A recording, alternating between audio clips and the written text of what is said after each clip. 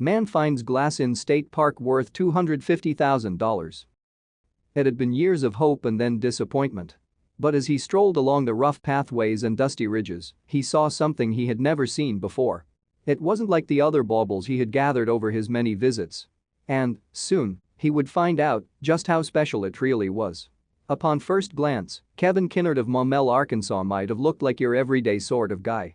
He enjoyed traveling, spending time with his friends, and the occasional party or night out.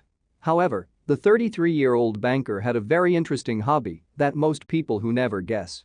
It started in the second grade, a school field trip that had most kids rolling their eyes or scrunching their noses. Going to a state park wasn't anything to get excited over. But when his teacher told them what could be waiting for them and what they might be able to keep afterwards, the kids' interest skyrocketed. Ever since then, Kinard had made sure to go at least one a year to scratch his passionate itch.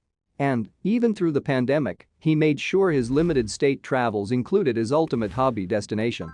So, when Labor Day rolled around, he and a group of friends piled into a car. However, he had no idea that this next trip would change his life. As he breathed in the warm air laced with the scent of pine and earth, the group chose their plot and dropped their gear. But for some reason, Kinard didn't feel like going through the same motions they had gone through for the past couple decades. It was a break in tradition that would end up making him a fortune. Instead of stooping and sifting, Kinard grabbed his bag and slowly wandered the freshly plowed rows of the meager acreage state park. His heart would skip a beat anytime he saw something out of the ordinary. There were a few glistening shards that held a sliver of promise. And since the park had a finder's keeper's policy, everything was fair game. The sun had dipped far past noon and Kinard's back was hurting from bending down so much. Maybe he should have used the traditional search method instead of just wandering. However, out of the corner of his eye, the light caught something he had never seen before. It was dark, rough, and about the size of a large pea, but there was an interesting luminosity that made it quite lovely. The crazy thing was it didn't spike his adrenaline like other times he had made a hopeful discovery.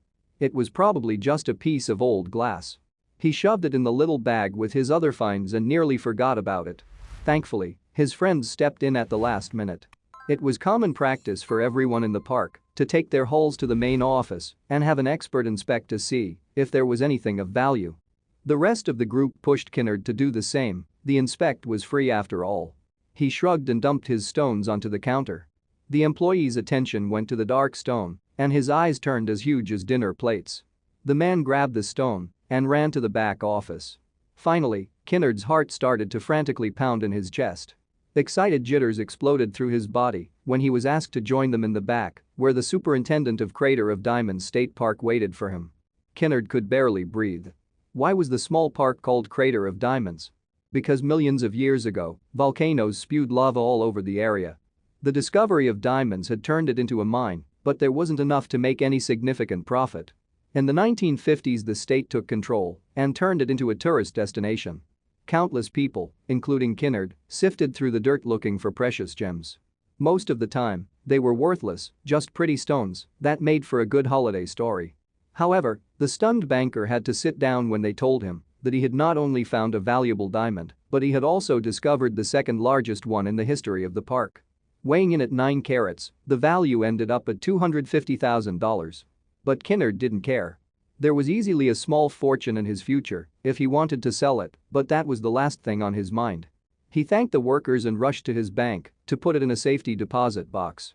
"Hey boss, did have one burning question. Are you going to quit?" Kinard answered with an adamant no. He was still young and wanted to work.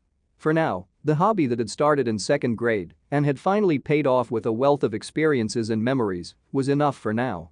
He also had some advice for anyone who wants to explore like he did. Always have your finds checked. But more than that, he reminded people that it's not just about going to make money. Hobbies like these are all about having great moments with friends. Which is why he's officially named his discovery the Kinard Friendship Diamond. Thank you for watching this fantastic story.